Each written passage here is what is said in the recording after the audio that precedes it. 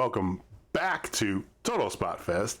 JJ Brownlee, Jamie Faulkner, coming back at you again with our weekly review of the week in wrestling. I feel like Austin Powers there, like weekly review of the week in whatever. Baby. I've been all sorts this week. My work schedule's been weird because I've actually been physically in office, so I'm just like I don't know what to do with myself anymore. Words are hard, but thank you, welcome, hello, thank you for watching, thank you for listening. We do appreciate it. If you are checking us out on YouTube, drop a comment down below if you want to join the conversation. Demolish the like button while you're down there. It deserves it. Trust me, it's been a bad boy. Okay. Very bad. Very bad boy. If you want to get in touch with us, if you're listening, you can always holler at us on Twitter at Total Spotfest, and of course check out our website, totalspotfest.com. You visit the merch table and get your hashtag heel shit shirt in support of the main eventing Howlets coming up tomorrow, as a matter of fact. Yeah. So Tomorrow. We'll be in there in time for Christmas. Sorry, we missed that window, but thank you for watching. Thank you for listening, like I said here. Jamie, how you been this week, man? It's been a weird week. It's been a very weird week. Very busy. Looking forward to some local wrestling. That's what I'm looking forward to. Yeah. And is Megan the former? Oh crap! I just had. We never settled it. We never settled our Impact belt. We never did. We'll just keep it. It's fine. We'll settle it next week. So, a scheduling note, guys. We're not changing dates or anything. We're not messing like that. But next Thursday, definitely check it out. If you listen to us, it's worth a venture on YouTube. I'm just gonna say because it's gonna be our Christmas special. So we'll settle the Impact pay-per-view toy belt next week. We'll go over everything else that's happening as well, but we'll settle that. It's gonna be nice. There's gonna be Christmas things going on next week, so be forewarned. Check us out. Yes. Oh yeah, it has been an awkward week, I will say, and there's been. It's interesting because there's some goings on as revolves wrestlers leaving and joining and re-signing and all sorts of movement stuff on that front. Japan got back in the action, right, this past week. I think they wrapped up both the tag and the Super Juniors, right? Just Super Juniors. Just Super Juniors. The tag's still going. Okay, cool. Jim's going to talk about that later. Impact's getting ready. I mean, all these promotions are getting ready for their January spectacle, but AEW's kicking off a run here of some big-ass shows to end the year, so... Ooh. Yeah. This one was a big one. I mean, it's winter is coming too, if you will, which will go into their holiday bash right after that. So yeah, lots of big wrestling events going on now to set up January, because January is going to be nuts though. January's going to be nuts. I know that GCW's been revealing people who are going to be at their next show is January 15th in Chicago. I don't know if that's their next show. I think they might actually have a show at the beginning of January too, but that's their next big one they're booking currently. Of course, in preparation for the end of January, the Hammerstein Ballroom show, which I'm definitely buying and watching that on Fight TV. That's gonna be so good. Not saying that any other GCW shows aren't. I love GCW, but Jonathan Gresham recently was announced for their Chicago show, and Smiling Kylie Ray was recently announced for their Chicago show. Yay, she's back. She's been back for a hot minute. She's actually been very open since she came back on Twitter here recently with her struggles, which I applaud her for that because me too. As of yesterday, Wednesday, the day of this recording, I did see her kind of chime on, tweet out on things. I follow like 8,000 wrestlers, right?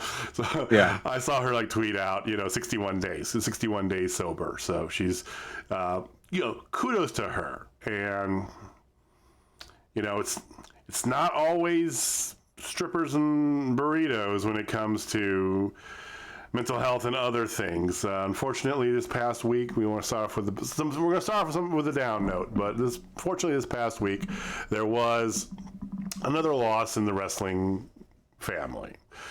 former TNA and other promotion star, but mostly known from time in TNA, teaming up with Lance Hoyt.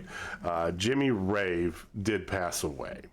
And I don't know if you have any stories in front of you there, any notes, but I know that he recently, not too long ago, he had his arm amputated for something or another. And then he got staph infection in both his legs recently and had both his legs amputated. And, he's struggling. There's GoFundMe. There's lots of support by the community out there. And then we found out this week he passed away. I don't know what the scenario. I don't know. Yeah, we don't know how or what happened, but we just know if it was a consequence of 'cause that's a big ass surgery, right? We don't know if it was that infection, if it was something else, as in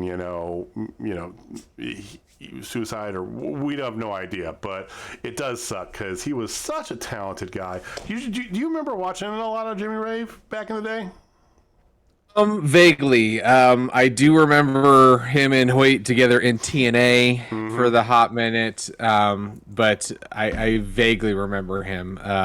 I do just glimpses. I had to YouTube him to remember, because it was like, oh, I've heard the name, and then I saw a match. Oh, I've seen that guy. Yeah. And if you've seen him lately, he looks nothing like he used to. He is, in his past years, and with all the medical stuff he had going on, he packed on a good amount of weight, and he looked quite different because he was a.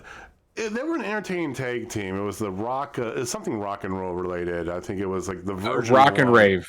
It was Rock and Rave. Rock and Rave Connections with Christy Hemme as the manager. Now I remember. Yeah, but he was the smaller, flippy, spinny guy in that group. So yeah, the Rock and Rave Infection, not Connection, because you would think it'd be Connection, but no. But anyway. Yeah. Rest in peace, Jimmy. Thoughts and prayers go out with you. Once again, I don't know if this is related. We don't know what happened, but, especially this time of year, we know it's stressful. We know things going on.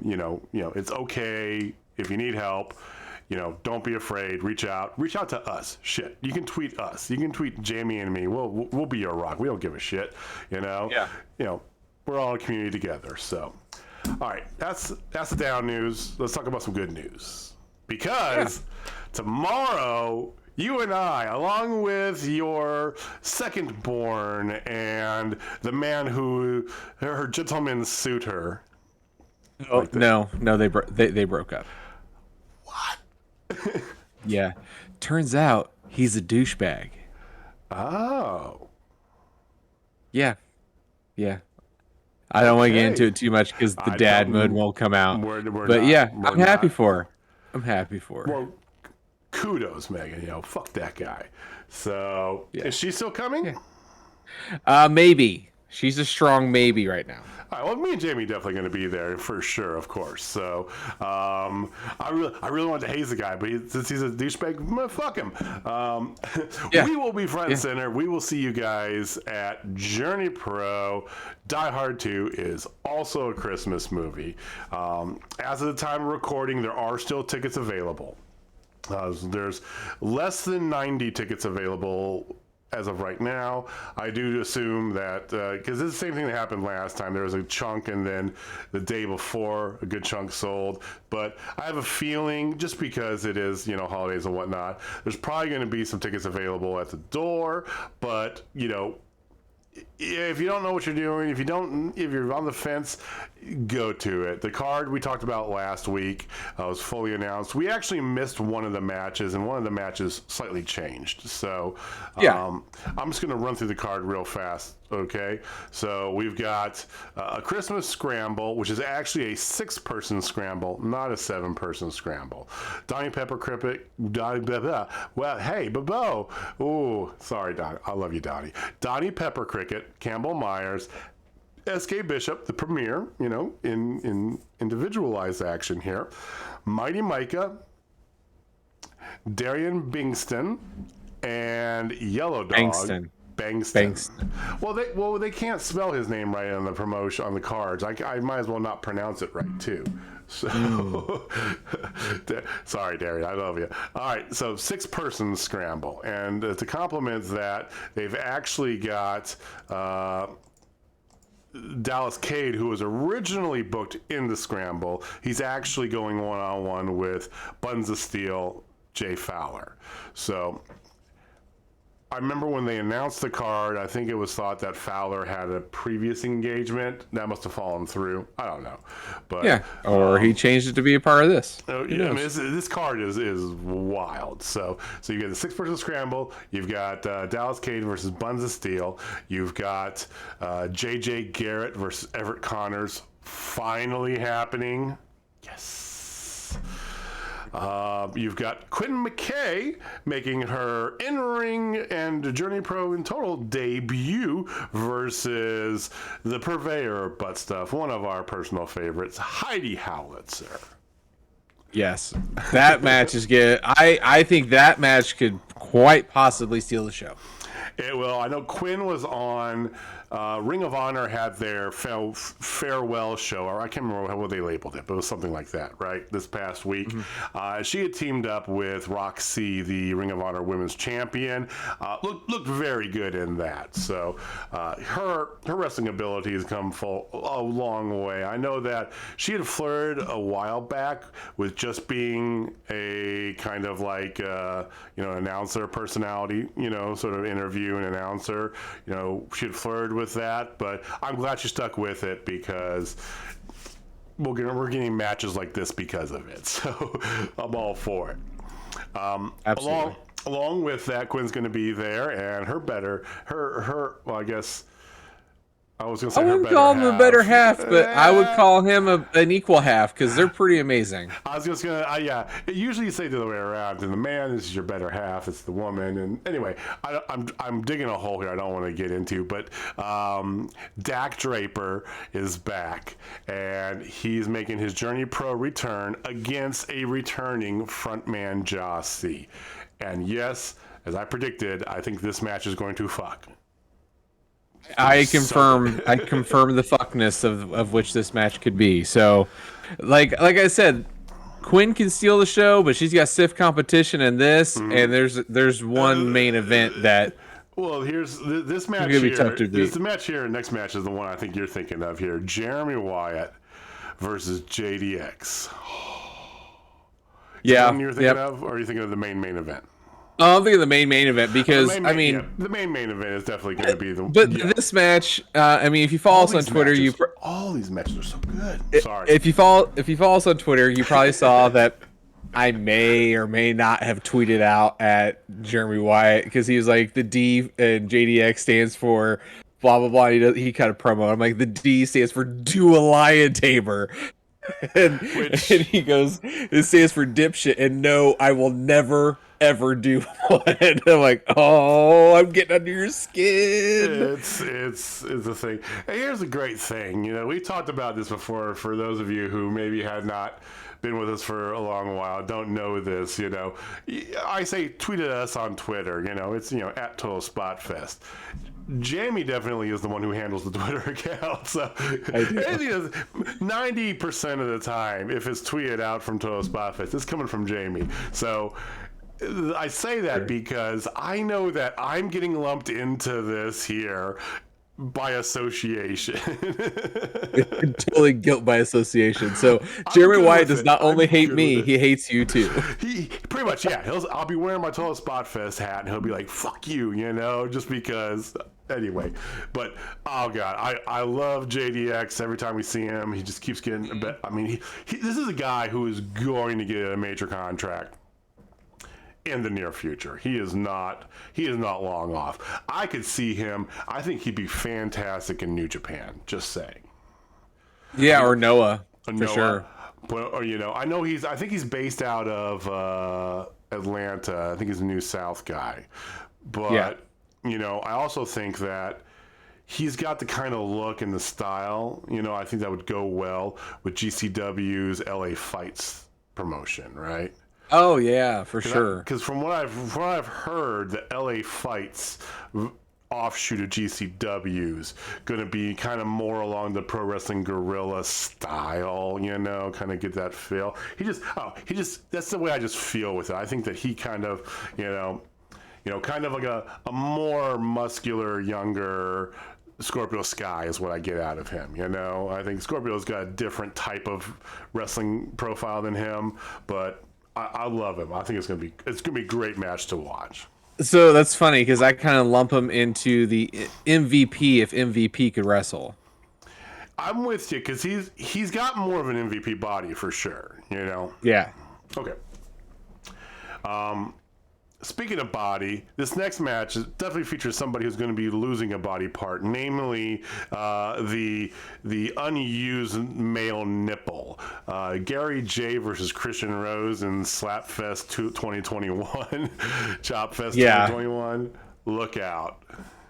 Yeah, this one, just thinking about it, I want to just put some Band-Aids on my nipples just for safety. just watching it. Just for good measure. Just for watching it, So there's that, and then payoff from last month's surprise ending after the main event. We have Moonshine Mantel going up against Kenny Alfonso. Oh, this match is going to be hard. It's going to be David versus Goliath 2, because that's what the last one was, with him going against Letterman. KLD. Yeah, KLD, but I still want to call him Letterman. And, I don't think this isn't as much as a David versus Goliath. But yeah, you're right. There's a little bit of that, Unfortunately, Kenny's going to have that pretty much his, most of his career. He's not a super tall guy. It is what it is. He's fantastic, though. I love this. Now, a match that we missed from the announcement last time is Austin Reddick versus Arjun Singh. Mm-hmm. And I know Arjun's all over the place in the Midwest lately. He's going to be on DWF's next show. Austin Reddick we've seen before, but it's been a hot minute. It's been a very long minute. Very hot minute. Yeah. But this could be a sleeper match too, I think. Because the two of them aren't super well known to the current Journey Pro crowd. I think this could sneak up on people. Yeah, no, I agree. And then the main event of the night. #HeelShit, Howlets, motherfucking Howlets, versus, I still can't believe when I heard this announced, Jarrell Nelson, Royce Isaacs, the West Coast Wrecking Crew. This match, there are some matches that fuck, like we said earlier. This match is guaranteed to fuck and fuck hard, and it could really, really hurt a lot. This match is going to be a thing of beauty. So, JourneyProKC.com, still some tickets available. Friday night. I think doors are at 6:30. First bell's at 7 ish. So, yeah, it's going to be a great time. And Journey Pro is not going to be they're going to take January off, right? So they won't have a January show. So get yourself out to Blip Coffee Roasters. It'll be a lot of fun. I believe Hartsoul's big on providing eggnog. There was a whole discussion about pro-nog or anti-nog. I am not a pro-nog person. I don't like drinking raw eggs with my alcohol. That's just me. But I don't mind it. It's not the best. I don't know. I just never liked it. It's it's got this snotty consistency. You let us know. Are you guys pro-nog? Tweet at us, tag us, send us a comment down below. Let us know. You pro-nog or anti-nog? I'm anti-nog. Jamie's indifferent. But anyway, it's going to be a great show. I'm planning on going full ugly Christmas sweater, and I might do my lighted beard again. I might. Remember I used to do that? I do. We'll see. But yeah, it's going to be good fun. So check us out there. On that note, too, we recently decided to hop back in. I know that we were going to go to the first one, and then timing fell through, and we didn't have schedule worked out for the second one, but we're going in January, because there is, especially because there is no Journey Pro show, to DWF, Dynamic Wrestling Federation. They don't have any more front row seats. They don't have any more of the VIP booths, but there's still some GA available. I don't know how many that is. But you can go to DWFTix.com. Main event of that one is your DWF champion, Jeremy Wyatt, defending against Dak Draper. So once again, Dak's back. But you got Howitz versus the Premier rematch in there. You got Arjun Singh is going to be over there. Moonshine Mantel. I mean, it's a pretty good looking card there as well. It's not even finalized yet. And that is January 22nd. So. Yeah, and again, on we missed on Reddick and Singh, but Arjun Singh, if you are a fan of AEW, has been on Dark 3 times, including this past Tuesday, and he was on there. He got beat, but whatever. He's over. That's what happens. I mean, Dean Alexander's over. I mean, yeah, but Dean's a part of the vlog crew now, basically, because he's on there all the time. Kudos to Dean. Dean's got too big for us here over in Kansas City. I hope to see Dean again sometime. I know. I want to interview him again. Like, I want to actually spend the time to interview him. Yeah, well, we'll hit it up there. We did tease last time to interviews coming. They're still coming. We got some people in and around Journey Pro that we're trying to get lined up. It's just a matter of scheduling. So keep a look out there. We will let you guys know ahead of time, but we have some interviews with some talent. Of course, we'll probably talk to the guys at Journey Pro, as well, especially with next month, having the month off, we can kind of everybody get caught up. So, yeah. All right, Journey Pro, good stuff. DWF, check that out too. We'll talk about DWF next month. Let's talk about this past week, though. You should have numbers in front of you, if I'm correct. I do. I really do. On a fucking platter, just giving it to you. I know. What the hell's a riff-off? All right. If you have not watched Pitch Perfect, do yourself a favor, watch Pitch Perfect. Then you'll get my references so much better. Not saying it's my favorite movie. It's just the popular movie in my house. Anyway, so the numbers were interesting. So basically, if you were AEW, you had a good week. And if you were SmackDown, you had a good week. Everybody else, not so much. But they weren't terrible weeks for everybody else. I'll just preface that. I will agree with that. Other than the former flagship, the former 3-hour flagship, it went down to 1.6. It's not its lowest viewership. It's barely above its total viewership by, I think it was like 6,000 people. So it was like barely, but it was lowest ever in the key demo of 18 to 49. So, male. So, yeah. I mean, they got pounded there. God, what are they going to... Yeah. NXT was down, and Johnny Gargano and Kyle O'Reilly, cool Kyle O'Reilly's last NXT's. Potential, probable farewell show, right. Yeah. But I kind of feel like one of them's going to resign. I'm starting to get this vibe. You think it's going to be Johnny? Yeah, I kind of feel like it's going to be Johnny. If it's going to be one of them, I think it'll be Johnny. I know that there's actually been news on that front. Surprisingly, yesterday I saw on Twitter that Sean Ross from Fightful Select reported Kevin Owens re-signed with WWE in a long-term deal. Yeah. Did that surprise you when you heard that? A little bit, but not really, because you and I both know that WWE threw him gobs of money. It's hard. Gobs. I mean, we say all this stuff as fans. If I was actually if I was a talent of some sort, right? I'm not doing flippy spinny shit. Yes, I know, but just imagine with me that I was a talent of some sort, and they threw me the type of money that we can suspect that Kevin Owens got. It would be damn hard for me to say no. Because that's a lot of money. So he's began to push lately from what I've heard too. So, he's been on TV a lot more to make him happy, for sure. And for what it's worth, we talked about this a lot with Ring of Honor and all the layoffs and everything, AEW can't sign everybody. Impact can't sign everybody else either, you know? Yeah. At some point, there's going to be up to some stars that are going to have to just re-sign with WWE or even move to WWE. I did read this story. I know I'm getting off topic here. We'll get back to numbers in a second. I did read this story, though, on Twitter that apparently there is a lot of chatter. So there's this podcast that apparently this guy said, Andrew Zarian. So apparently, both Fox and USA Network executives have been pushing WWE hard to really get in on the running ahead of time to get MJF when his contract's up. Yeah. Like everybody wants MJF because he is money.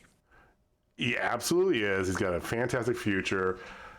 I could see him go to WWE. I'm not going to lie. I could. Yeah, he would hate it, though. I bet you money he would hate it. I have no doubt he would hate it. We'll see what happens. But anyway, sorry, that would take off track. But I'm with you. I think that if one of the two of those NXT stars, I could definitely see Johnny, especially with Candice still being on the roster in maternity, because she's going to get out of maternity and they're going to auto extend her, right? So yeah. So we'll see what happens there. We'll see. So speaking, so they went down to 590 from 637. Dynamite did go up marginally, but did go up. It went from 861 to 872. So, a little bit over 11,000 folks. Not bad. Still like the number 3 cable show on TV that night, or number 2. Their demo went up quite a bit from what I read, right? Yeah, they were the number 1 in the demo. Oh, well, good. That's good. That's good. Yeah. I think this week's going to go up quite a bit. I do. Yeah, I do. Because, we got a lot to talk about when we get there. We do. I have thoughts. So Impact went down a little, but for them it seems monstrous because they don't have a big TV deal. So they went down from 96 to 90. So 6,000 people. Again, in the grand scheme of things, that's not big, but compared to others, it's a large chunk. It's a good percentage if you're going to break it down like that. Their demo was actually pretty good too from what I read. Yeah. So.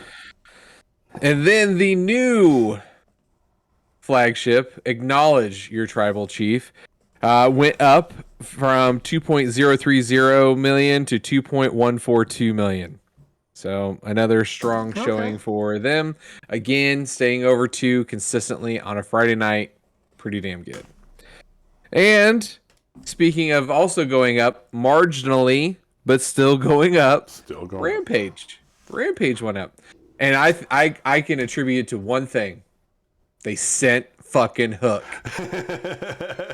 They finally sent Hook. Did you watch Rampage this past Friday? I did, because I wanted to see Hook. You wanted to see Hook? Well, I mean, Hook was the main event. So they opened it with FTR and Lucha Bros. And my God.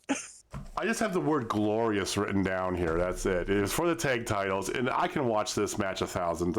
These guys have. It was perfect. They fought each other about a dozen times in the past 3 months, but who cares? It's fantastic. It's so good. And this one was the same. Lucha Bros retained, of course, And then you had the women with a 6-person tag. It was Ruby Soho, Ruby, Ty Conti and Anna Jay versus Nyla Rose, the Bunny, and Penelope Ford. So they've got a couple different things they're going along here with this. So they got Ty Conti now sliding into a rivalry with Penelope Ford. It was talked about a little bit we'll talk about it on Dynamite from last night, but they're putting her in that rivalry. She's been very popular, very hot, especially off of her excellent match against Britt Baker. So they're sliding her into that. They're also keeping teasers going for the TBS tournament, because you have Nyla, who started all this by sending the Bunny and Penelope after Ruby, and so they're keeping that going on. Nyla, the Bunny, and Penelope, they use some heel shit to get the victory, of course, and move it along. So, and you had Sting and Darby were doing an interview and interrupted by FTR. who was just in a interesting, fantastic match a little bit ago, and just a complete pivot of like, okay, they're okay. Yeah, it's like I'm pissed because I lost, so I'm just gonna pick on Sting and Darby now. I know it felt very discombobulated, but then it's like, oh, I see what you did there. They bring it back around, which is fine. I mean, hey, sometimes you gotta force a new storyline. You gotta be like, all right, well, because I mean, I just said, you know, I could watch FTR and Lucha Bros every week, right? It's fantastic wrestling. They have fought each other about a dozen times in the past 2 months, so sometimes you gotta force it. And then, of course, for the main event, like you said, they finally sent Hook, and it was a great match too. I was thoroughly impressed with Hook. Hook and Fuego del Sol. Yes, Fuego sells like probably nobody does in the business. That boy sells for his first match. Yes, and my God, like I know we're supposed to be talking about numbers, but I just want to talk about how I'm fanboying out over Hook. Like not even other than his ring gear was absolutely garbage. Every other 14-year-old girl out there. Okay, good to know. Yeah, pretty much. I mean, I got enough in my house. But the thing was with him, like he did all of his dad's old moves, and for the untrained eye, nothing. Like, oh yeah, he's good. But then I saw the like Cobra Clutch style suplex. Like he did like 3 or 4 of his dad's suplexes, and then he won with a goddamn Taz mission. Sorry, it's not the Taz mission. It's what they say its name is. I didn't catch the name. I totally didn't catch the name, but they called it. But it's got a new name now because it's for him. The librarian will correct us down below because she knows all this stuff and we don't. But oh my God, like, and the thing is, man, he's more shredded than Julian Salad, man. Like he is. Well, here's what I liked about it. Apparently, this is all him, all this stuff. Okay, the music was fantastic, and I don't remember the rapper it was, but it fit him perfectly, right? The music was good, the look was good. You know, his kind of like is no nonsense because it is very much old Taz. Like we're talking ECW Taz, right? Same sort of thing. Walk to the ring, no bullshitting around, get to business, get the pitfall, walk the fuck out, right? You know, no hurry either way, but definitely no lollygagging around. The way he carried himself was great. He looked good. Fuego, of course, I'm giving a lot of credit to Fuego for that as well. But that's no disrespect to him. That's how you debut a young star, and I think that he's got star potential. I wasn't sure about this Hook thing for the longest time. Like, just throwing Taz's son out there. What the fuck, right? You know? Yeah. No, he's got a look. He's got an attitude. He's got a following because girls love him. You know, apparently he's dreamy. You know, he is a pretty boy. Like, let's just be real. He is a pretty boy. Sure, give him that. But he's got good wrestling sense. It's not just DNA because he's Taz's son. Yeah, I'm all for it. Kudos. And the Taz mission is called Red Rum. Red Rum. Which I love great. it. Red That's Rum. Great. That's you. Of course, you would love it. Red Rum. They actually I apologize. That wasn't the main event. I totally missed that. They had Adam Cole versus Wheeler Yuta. They're continuing that going on. So Adam Cole won. Really? I'm surprised. After Hook, I didn't really care, you know, because it was just like, you know, start with a banger of a match. You got a pretty good 6-way tag. You're setting up different things for the women. You had Hook, and then, you know, they tacked on a little Adam Cole baby at the end. Cool, right? Rampage is probably the best bang for your buck wrestling wise. I'm not gonna lie. I would tend to agree because they packed in 4 solid ass matches. 5. 4. 5. And they have a couple little quick little video promos usually, or like maybe a little quick little interview thing, but nothing major. They always seem to have like not a crazy ass, but some sort of gimmick match, you know. I think this coming Friday, for example, they have a 10-person tag match with Eddie Kingston involved, right? Eddie Kingston, Proud and Powerful, and the Lucha Brothers versus, you know, so it's like they always throw something weird in there. I like Rampage. It's for an hour. It's a bad time slot, I know. Yeah. But you can record it. You can watch it later. For an hour's worth of wrestling, you get some good shit. Yep, and Ty Conti and Penelope Ford are going to be in a submission match. So I'm going to start hitting up Ty Conti for a lion tamer. Excited for that for sure. So, okay, so numbers for the week, kind of a mixed bag, like you said there. Now there has been some other stuff going on around here. Another release in WWE, not unexpected, but kind of weird in how it all transpired. It's Jeff Hardy. Jeff Hardy is finally no longer more. You know the story of what happened at the house show a couple weeks back? Yeah. So I don't know if you guys are aware, but he was teaming up with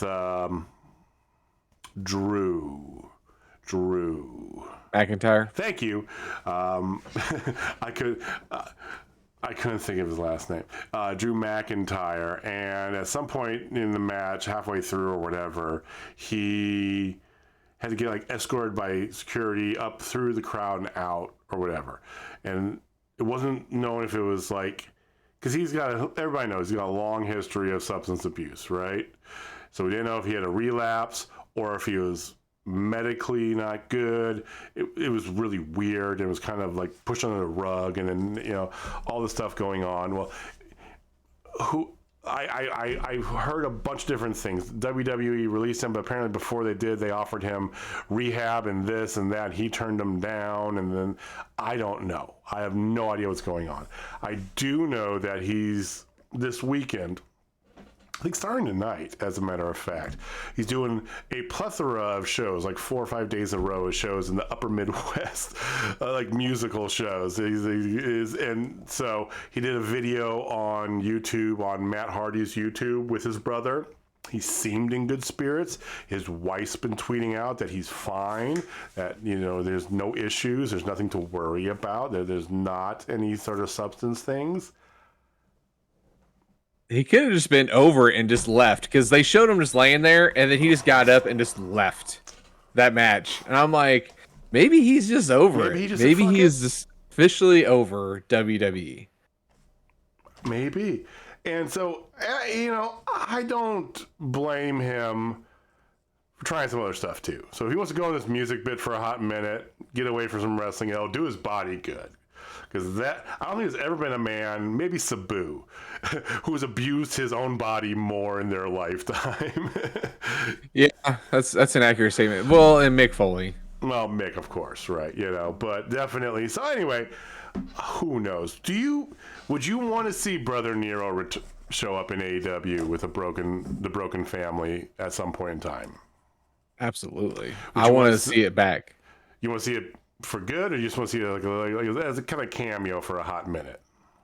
Hot minute, honestly. I'm saying I could take that for like maybe a couple months, right? Comes back in, does the Brother Nero thing for an angle for a thing. It is. Yeah, what it is. Set it up for a tag team match with him and his brother one more time against FTR or somebody like that. Call it good. Yeah. So, best of wishes to Jeff Hardy. We shall see what happens. We talked about Kevin Owens, of course. He did re-sign with WWE. There's conflicting rumors. People don't know what's going on. So apparently, Kyle O'Reilly and Johnny Gargano were both offered contracts for WWE. From what I heard, rumors once again. But Kyle O'Reilly's was for NXT to stay in NXT. No idea about what they offered Johnny Gargano, but neither of them have signed anything, and there's no indication which way they're going to go. I think we have a very good guess on one of those two, but we shall see what happens with that. Adam Shear, we talked about. Did we talk about him last week with EC3? I don't think we did. No, we did not.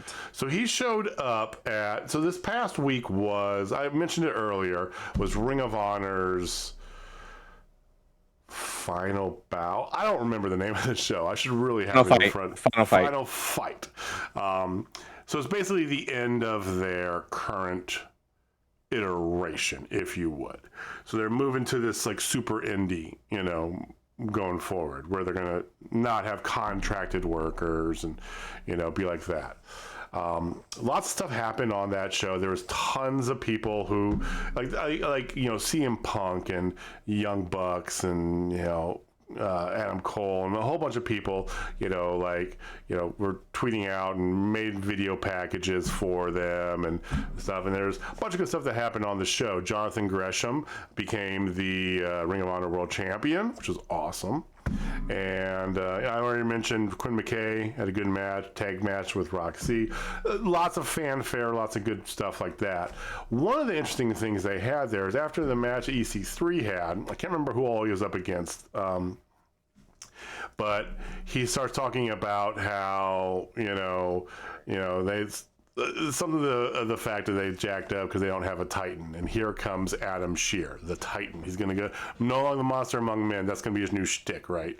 So they had a match that became a charity match for for those Wisconsin people not too long ago, and it seems like they've got this odd but awesome kind of partnership tag team thing going forward with wherever they end up. I don't know. Did you see the clip from it when he showed up and just demolished like 6 people in the ring? Yeah, he does what he does. He does what he does, right? It is Braun. It is Adam Shear. But what are your thoughts? I mean, EC3 and Adam Shear as a thing. Do you care? You don't care. I give what? No, 0 fucks. Not even a point fuck. No, not even a sliding scale. Nothing. He's got nothing. Like, I'm not a big fan of him. I'm sorry. Like, he's the WWE giant, and they let go of their cash cow for sure. I don't see. Here's the thing: is I really like the kind of the character that EC3's morphed himself into, right? And I like that. I like Adam Shear, Braun Strowman. I like him as part of a faction because I think that's the to me the best use when you have a hulking giant. You can't have him be everything. He can't be face. Can't be you got to have. Just like in old school TNA with the Monster Abyss, you had Father James Mitchell as his mouthpiece, right? Because it's not just him; he's just the bigger guy. Give him something else. So I'm interested to see what happens. I don't know if it'll show up. I think this would be cool to show up at GCW, PWG. Maybe MLW. Who knows, right? Yeah. NWA, I could see it in there. Any my thing is he just can't talk. Don't let him speak. Then right. I'll give it a shot. Okay. Right. There you go. There's its chance for one fuck right there. Right. If he doesn't speak, because if I hear "get these damn hands" one more time, I am gonna snap. Pretty sure that's trademarked, so hopefully not. But get these paws. He'll say something dumb like that. Grab them mittens. It's like, I'm gonna crush you like a titan. It's like, Jesus. Well, we'll keep an eye out. We'll see what happens with that. And then I got a couple of Impact notes I want to talk about, but you had updates from across the pond over in Japan. I do.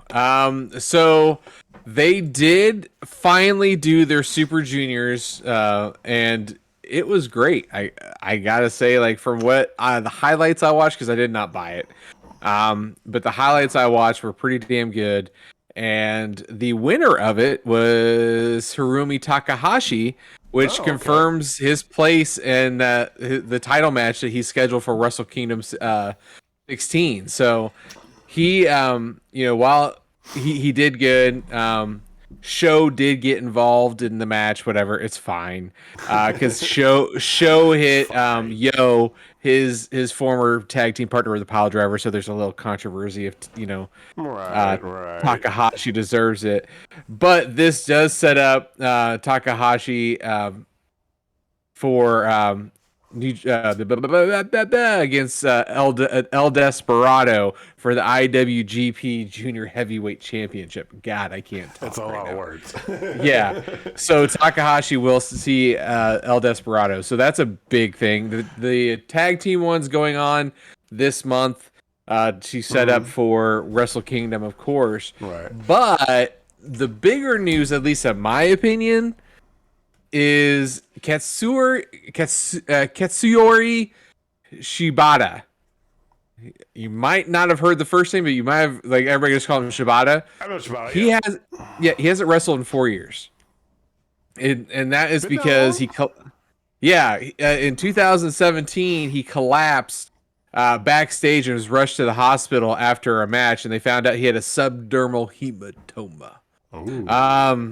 And he was a former never weight open champion, never open weight, sorry. And he is going to be coming back officially. All right. At Wrestle Kingdom or part of the tag? They announced it. Previously confirmed he'd be making a special announcement. Said that he'll be wrestling January 4th, 2022. He would have a match at Wrestle Kingdom 16. Oh. And cool. He recently did a 5-minute UWF rules exhibition. I have no clue what the hell that is. But it was a 5-minute match, so it's short and sweet, against Zack Sabre Jr. And then afterwards, he talked to everybody and said he's gonna have a proper match. So he is coming back against Zack Sabre Jr. or Zack Sabre Jr. slide for something else at Wrestle Kingdom.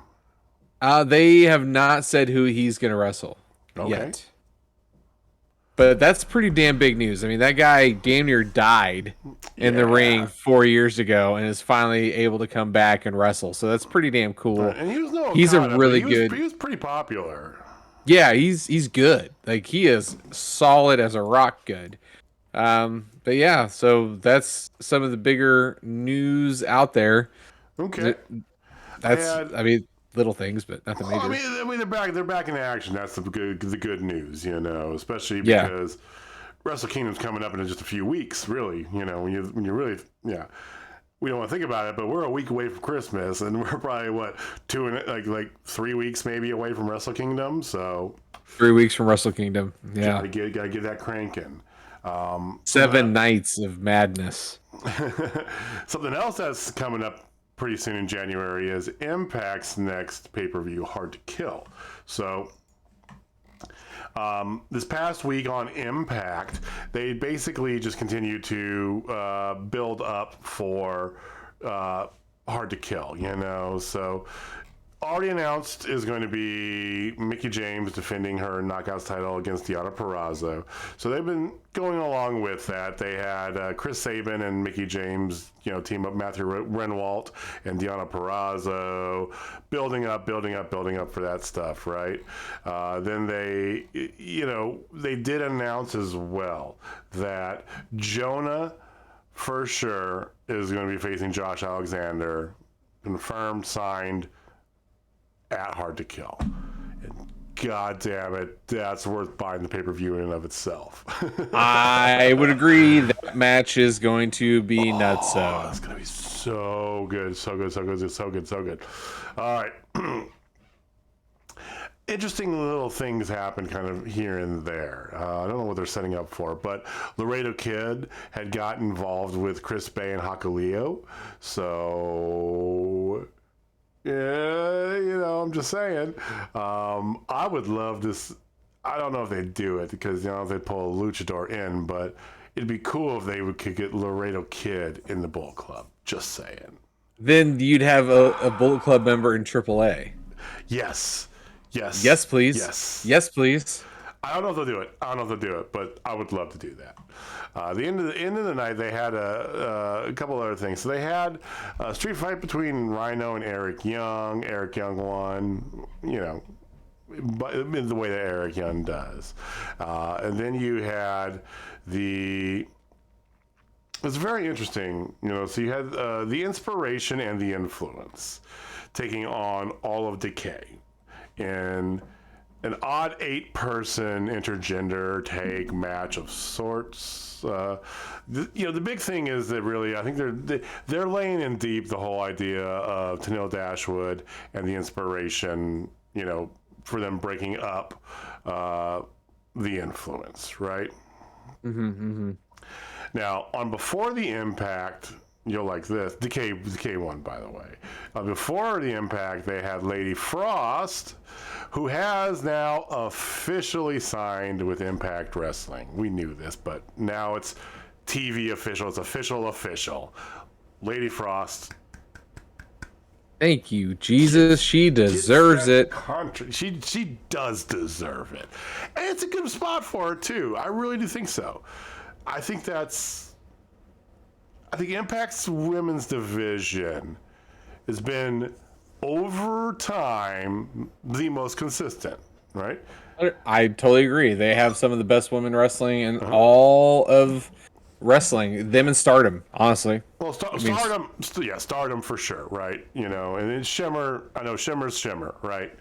You know, but you get some of in the other American promotions, NXT for a good while had the best women's promotion, but we're talking about what 3-4 years worth of stuff.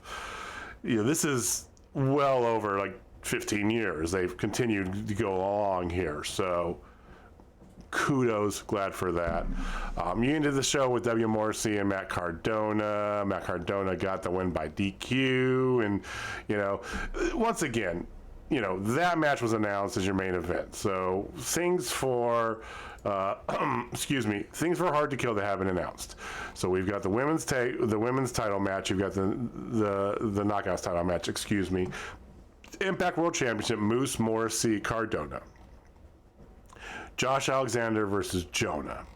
And this past week, Scott D'Amore announced the entrance into the first ever Women's Ultimate X match. Yeah, I'm looking for that. You want to know who they are? You do. Yeah, of course I do. Chelsea Green. Yep. Tasha Steelz. Rosemary. Rachel Ellering. Jordan Grace. Yep. Lady Frost. I called Jordan Grace being in there. You did. I thought because she's the digital media champ, whatever the fuck that extra championship is, I thought that they would not have her. But no, she's definitely there. Her and Rachel both in there. Rosemary's there. Tasha, Chelsea, Lady Frost. Yeah. And I'm Team Frosted Mini Kicks. I definitely am. I am too, but man, Chelsea, I can see Chelsea winning that for sure. I can see Chelsea winning it. But she's got fragile wrists. You don't think she'd be able to climb across on the... she's got bionic wrist. Just as she falls. I'm just worried if she falls, that wrist is... There's going to be some interesting falls. There's going to be some interesting spots. They always do ridiculous, multi-person spots in this. It's going to involve Jordan Grace being at the bottom of some sort of tower of power. It's going to be interesting stuff. Lady Frost is a great addition to this match, too, because of her size and her flippy spinny shit ability. So more to come, but that's the card thus far for Hard to Kill. So real fast, quick reminder, that is going to be January 8th. So that's coming up in very short order. That is really short order. And hot off the presses, ladies and gentlemen, if you happen to go out to ProWrestlingTees.com, they have Johnny Gargano merch. They do. I forgot. Yes. So he is officially not with WWE anymore. Yeah. That is official, like a referee with a whistle. So him and Kyle O'Reilly both officially free agents, and he's got merch, and that's usually. And he's starting up his Twitch channel again. He had tweeted out that he's definitely starting up his Twitch channel. So he's definitely not signed with WWE. Hook's got a new shirt. Shibata's got a new shirt. The Wrestler, because he used to be called the Wrestler. Hook's got a non-black shirt. It's white. I like it. It's just a plain white shirt that says Hook. It's well, just give you just a little bit. It's pretty basic, bitch, but still simple. Yeah. All right. So Impact, New Japan, stuff coming up here. They're prepping up for their big shows. AEW is just doing big shows every week now, apparently. So I guess so. Let's get into the big show that was this week of Winter is Coming. They didn't call it Winter is Coming 2. They just called it Winter is Coming, I thought. I know, but I'm calling it 2 because it's the second one. Don't take it away from me. Okay, all right. All right. So I'm going to run through the card real fast, and then we'll talk about these matches. We'll talk about the match that had 999 moves, but didn't have one particular one. And that is Bryan Danielson versus Adam Hangman Page. I want to talk about this match, we're gonna but circle back. We're gonna finish with this because this. Well, just give them the result first because you'll understand why. It ends in a 60-minute time limit draw. The balls to open with this and do that on national TV for one. Kudos, Tony. But on Winter is Coming. We'll come back to this for sure. Then right after that, you had Wardlow versus Matt Sydal with Sean Spears. Matt Sydal was just decimated, poor guy. After that, Serena-Deeb and Hikaru Shida, and their third match. Ooh, this match got your nipples rock hard, didn't it? Because it was a technical. What I said, it's a physically technical goodness aplenty. I'm just sorry. Words. Okay, sorry. First match. This is my match of the night. This is my match of the night. Mine was the first match, but we'll talk about that momentarily. But no, they were both good, but I really, really enjoyed it. This is one of those things you see that you want to see Serena-Deeb and Hikaru Shida every time that match is announced, right? Yeah. It's always good. It's always great. It's just fantastic. Then after this, you had the finals for the Shida won. Yeah, Shida won. Sorry, Shida won. So she's got 2 out of 3 on the Professor, the woman of 1,000 holds. Clearly, Hikaru Shida knows 1,004 holds. Some arm bars. But after this, after this, we had the finals for the Diamond tournament or whatever they call it. Dynamite Diamond Ring tournament. Whatever. Yeah, it's a new ring this year. It's an actual ring too. You know, done by. Yeah. So it's MJF versus Dante Martin. Another solid match. The winner and your 3-time defending Dynamite Diamond champion is Maxwell Jacob Friedman, MJF. I wasn't really that into this match. I felt like it went fast. I enjoyed it. It was okay. You know, it had to go fast though. Well, I mean, the first match took a fucking hour, man. You're not wrong. And they gave the women plenty of time to do their thing. So, touche. Yes. Touche.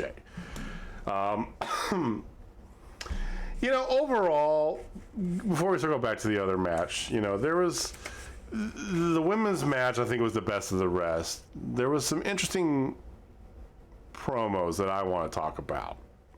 Yes. Do you want to talk about the Malachi Black one? Oh, I absolutely do. There's 2 that I want to talk about. The first one, which was the one that got me just giddy as fuck, Malachi Black. So he's in some sort of hacienda, right? You know, he's got at a credenza doing the tarot cards and everything, and it's being voiced over not by him. I don't know who it is, but it's somebody else doing the voiceover. Did you catch that? Yeah, I thought it was Tim at first. I'm like, that's not him, I don't think. It sounded like a familiar voice, but I couldn't place it to save my life. I'm sure Heather the Librarian is going to correct us and tell us who it is down below, but I had no idea. Hope so. She's awesome. Please tell us. If you know it, tell us. And if you don't know it, Heather, you know, somebody else, just let us know. But because that could be a clue. There wasn't any big surprises tonight. Last year's Winter is Coming is when Sting debuted. So everybody assumed there was going to be big surprises, right? We'll talk. O'Reilly. I'm going to put a pin in that. I'm going to put a pin in that. But this, so he's talking about, you know, how you get indoctrinated and all this stuff and the House of Black and these things. And so he walks through. He goes to this guy's cloaked figure, picks up a Bible, and he basically comes over to somebody on their knees with a hood, and he more or less baptizes him in the House of Black. Right? Takes the Bible or whatever the book is, puts it up there, and then does a thing, and then spits black mist on him and puts a necklace around him, comes down to his ear, and says, "Now you're more than a king." And if you don't know what that reference means, it's obvious that that's Brody King under that hood. Brody King's a longtime tag partner of Malachi Black. He's a guy that makes Malachi Black look like he's lightly tattooed. Let's put it that way. Yeah, he's like 90% tattooed. Oh, he's like he like literally just his head's not tattooed. Like everything else looks solid, but looks good. He's a bigger guy, and the two of them have been they've done a lot of stuff out west. Well, Pro Wrestling Guerrillas, they've done stuff together quite a bit, and some other promotions as well. But he was most recently a Ring of Honor talent that everybody's gotten released, and everybody assumed. And I like this. At first, I thought, is that Wyndham? No way Wyndham would be that guy.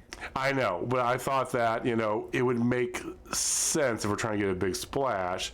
I don't like it. I don't like you doing Wyndham in that fashion. But as soon as he said you're more than a king, I was like, oh, Brody King. It's Brody King. So. And see, when he said that, the very first thing I thought. What'd you think? I thought it was Eddie Kingston.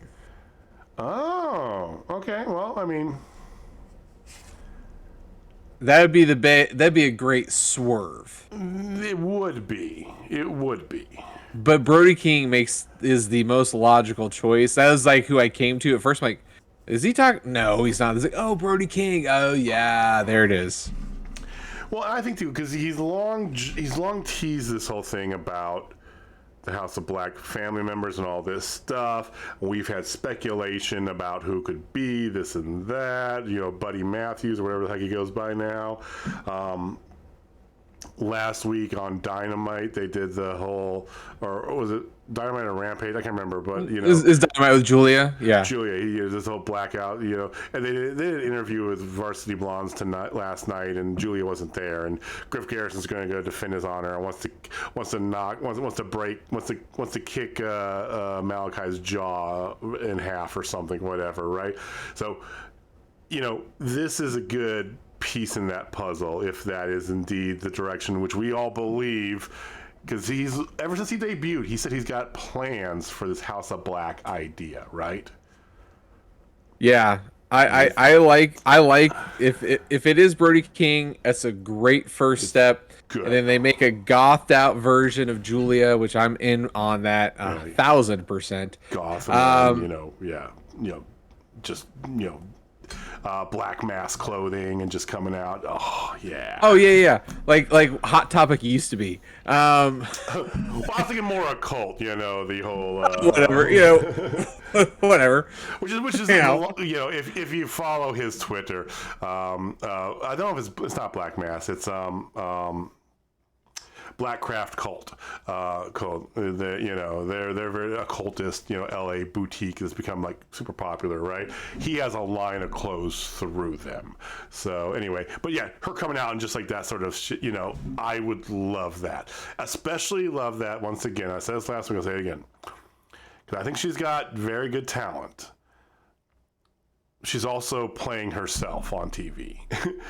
She's a two-time, national, cheerleading, whatever, give her some range. So, yes, give me that. I'm for it.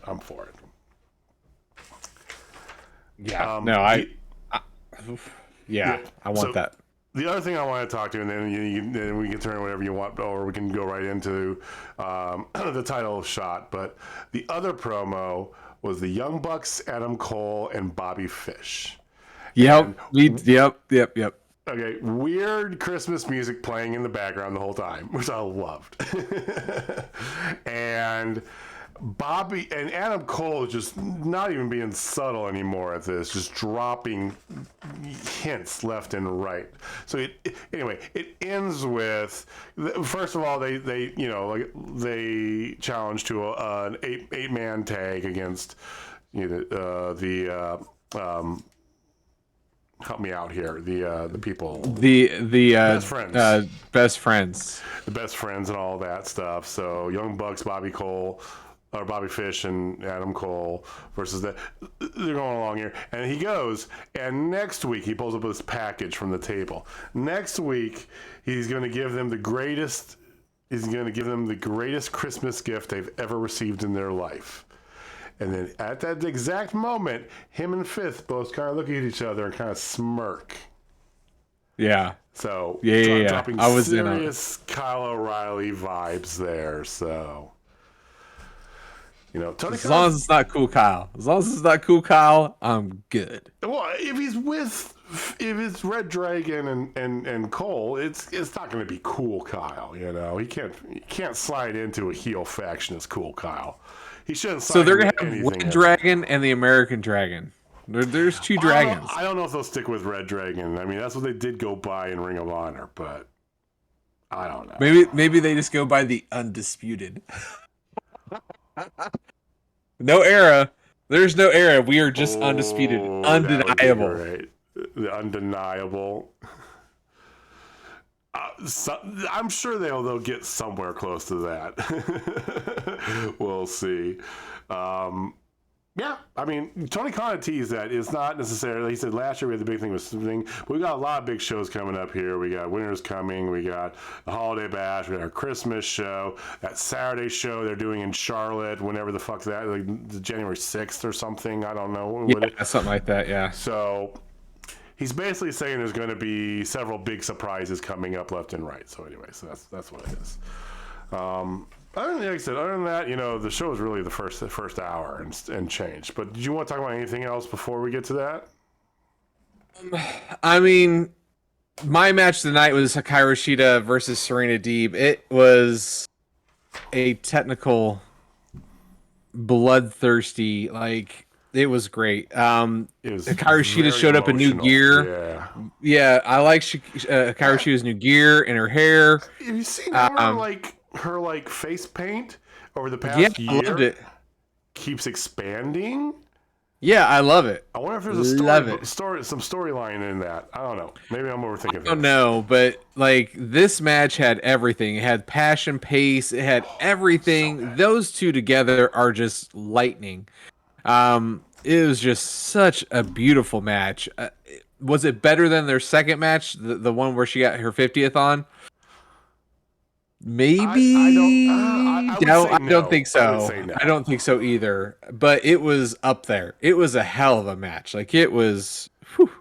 If it wasn't for the ending of the first one would have been my match of the night. First one was. And the beginning of it. Okay. The beginning of it really annoyed me. Okay. Well, let's talk about it then. Okay.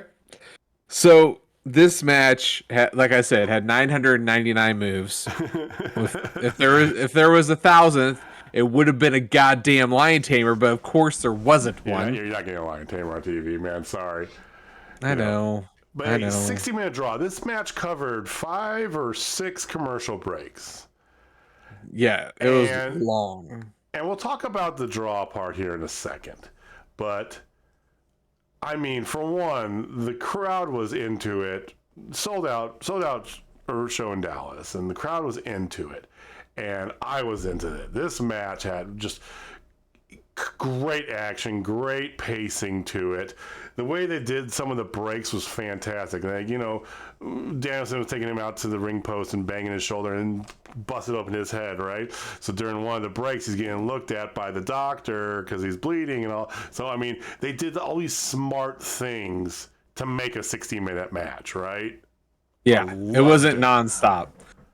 See, I like that, but the very, very, very, very, very beginning, the first 10 minutes were so slow for me. Then it ramped up to say the least. that was the thing with me. Like, man, it's like, can I just get just a tad bit more? I get what you're trying to do. I understand.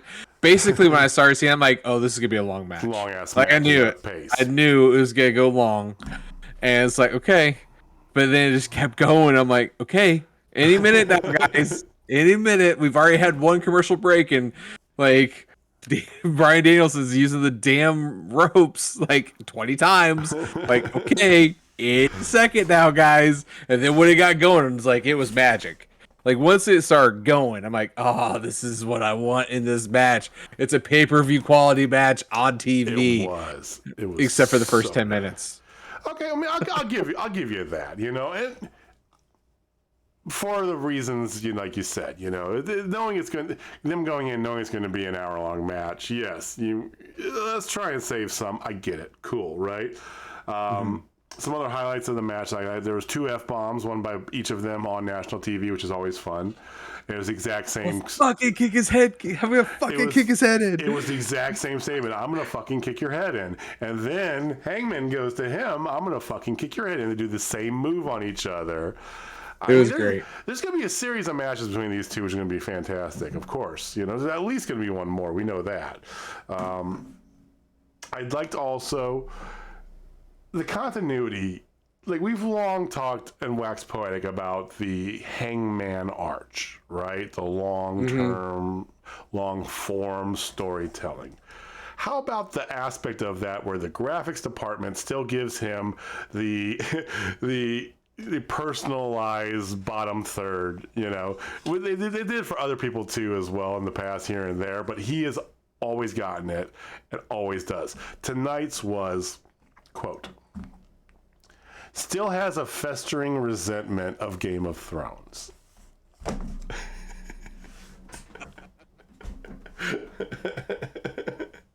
Oh my god. I love it. It's just the little things sometimes. Whoever comes up with those. I know. It's great. But I mean, how long was the lawnmower bit on there, like, until he got his lawnmower? I think it was on there for like a month straight. Yeah, it was like a month straight, like still just sporadic, like still needs a lawnmower, still looking for the right lawnmower. It's like, oh my god. It was so good stuff. I mean, anyway, finally got his lawnmower. But, you know, I mean, besides all that though, you know, you had big spots all over the place, you know, Danielson at his best, right? And Hangman looking so good. You know, he did this big, massive, what he's starting to do now, you know, jump from the top rope over the camera and the pole onto something, and whiffed, or Danielson moved and he bit it hard on the corner of the table, and you know, both of them were just taking real big shots left and right, and it came down to the end, and then they, you know, as soon as, I didn't even really think about this, but as soon as the 5-minute mark and Justin Roberts, who returned tonight, I know he had some sort of family thing that was going on. No, I don't know what it was, but it's good to see him back. As soon as he announced 5 minutes remaining in the match, I go, oh shit, this is going to be a draw. Totally didn't even think about it, because I didn't think about it. The end of this pissed me off too, because who else did he draw? Kenny Omega. I know that. I'm not surprised that you're pissed off by it. I don't like it. I don't hate it though. You know who loves that? Vincent Kennedy fucking McMahon. That's his style of booking. Now, here's the thing, you know, and when they did this with Kenny, we praised him, right? But I think because it was the match everybody wanted to see. It was, and it was the right thing to do. But now you're just doing it it feels like, you tell me if you feel different, but it feels like they're doing this to preserve Danielson's record. I think they're doing it not only for that, but to also elongate the story. Make this go longer. Which I'm good with that. I am very good with that, but they could have done it a different way. I think so too. I think that they were very close, because at the very end there, going back and forth, trying to get the bell lock, trying to do this, and then Hangman gets out and does the thing back into the bell lock, and then he does a hit, he does a move and a dead eye, and he goes to the outside and does one of the best. Give it up to Danielson for selling it like this, but one of the best buckshots I've ever seen. It was beautiful. Right before the bell rings at 60 minutes. Could have moved that 10 seconds later, had him just get the victory. I think it would have done the same thing. Yeah, or both of them. One of the things I thought of too, like, it's like, what could they have done in order to make everybody happy? And I really think, like, after the buckshot lariat, have Bryan Danielson, like, feign an injury. Like, it hurt him, and he throws up the X or whatever, so they call a no contest because he got injured. Okay. And then after, because he knew he was going to lose, his record stays the same. He's totally fine. Right after the bell pops right up, he's fine. But makes it seem like he's really hurt. Just so it becomes a no contest because of that. But okay. I mean, that was one of the things I thought of. Also, he could have lost, but like he had his foot on the rope, and the ref didn't see it. To again prolong this story, a little bit longer. I'm with you. I mean, I don't know. At the end of the day, this is probably one of the best matches I've seen on Dynamite this year.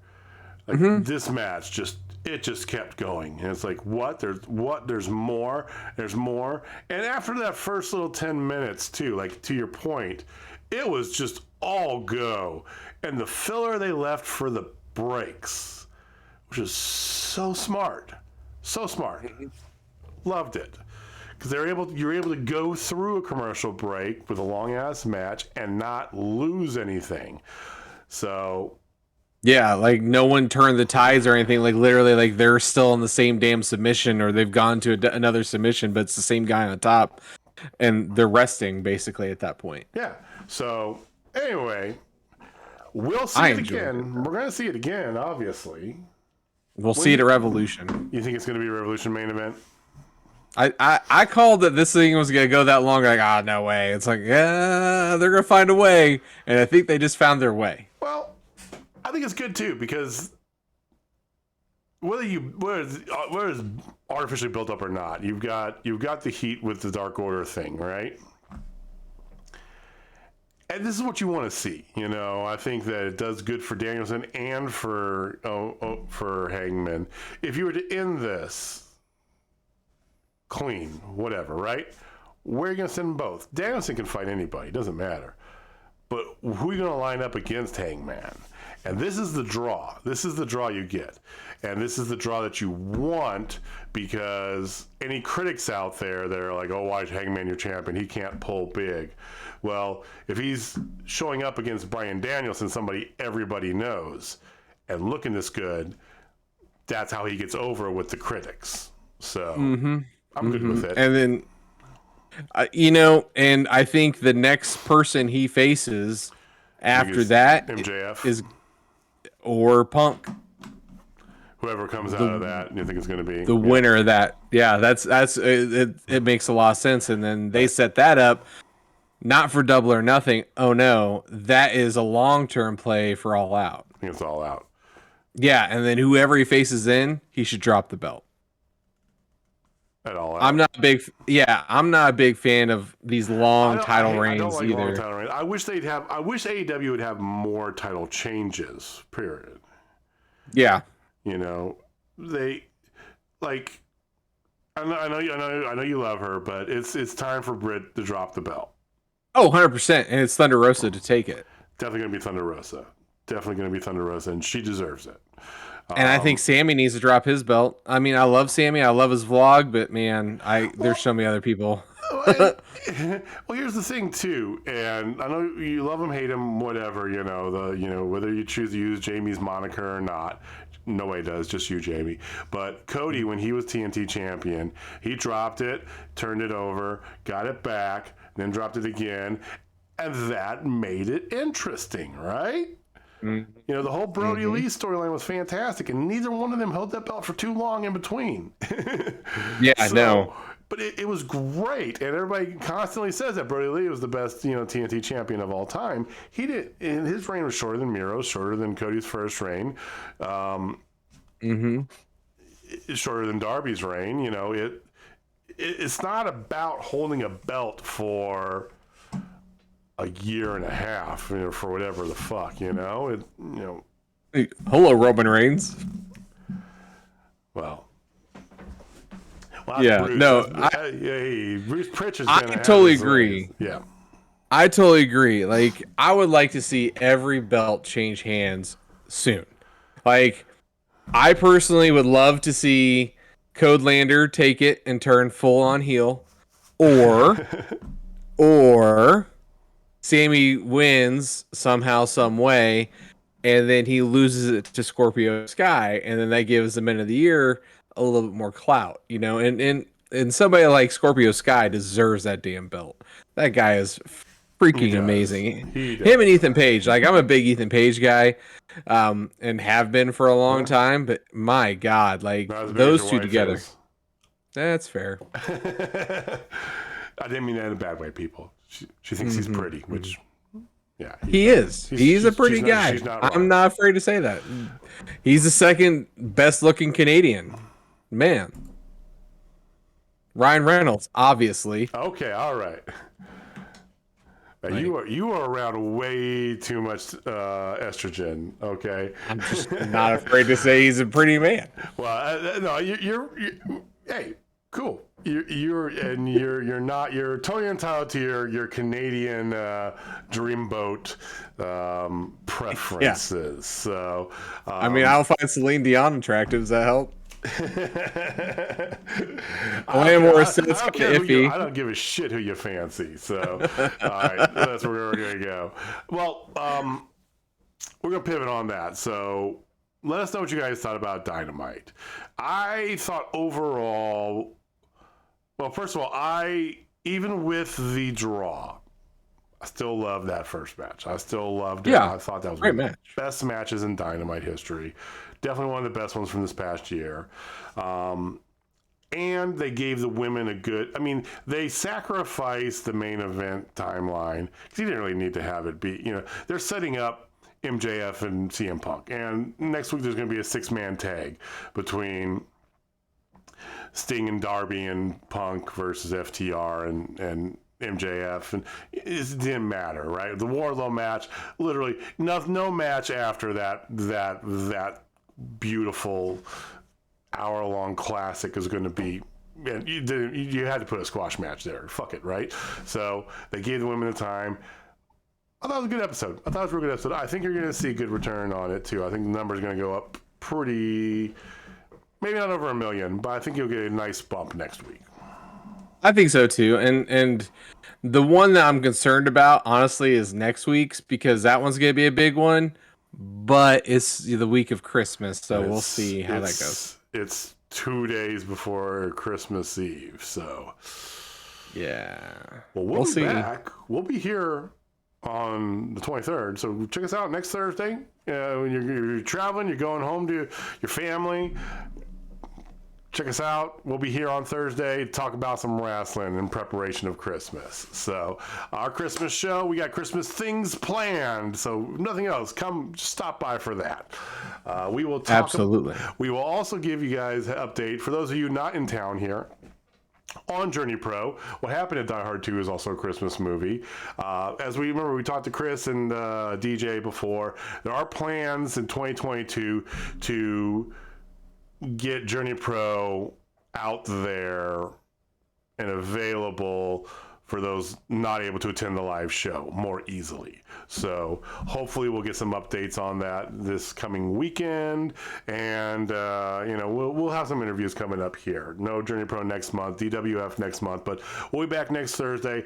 We're gonna talk about Journey Pro, talk about whatever happens at this Christmas spectacular, and have our little Christmas shindig. So Jamie, do you have anything else you want to go over and you want to talk about? No, just thank you. If you've made it this far, thank you. Don't forget to hit that like and subscribe. It really means a lot. Do the pokey pokes. All right, guys. Well, thank you for watching. Thank you for listening. We will check you guys out next Thursday. Jamie, take us home. All right, ladies and gentlemen, if you're not down till Spotfest, I got one word for you. Red Rob. All right, guys. We'll see you next week. Peace.